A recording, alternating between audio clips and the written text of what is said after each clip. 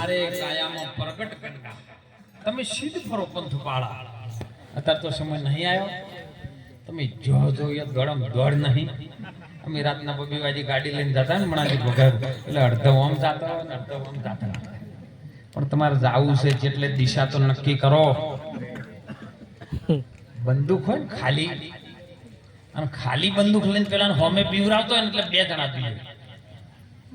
કારણ કે ખાલી વાળો બીએ ને પેલો ભરે હોમે હોય એ પીયાય કે મારો બધો હમણાં ચોક ફોડીને મારી નાખશે તો, પણ પેલાને ખબર છે કે મારું ની ફૂટ પેલો મારશે તો એટલે નિશાન વગર દોડ દોડ કરે. પણ જો કદાચ નિશાન જડી ગયું તો તમે ભડાકો કરો તો કોક મેળ પડે. નકર નિશાન સાચા નહીં તો ભડાકો કરીને શું પાડશો?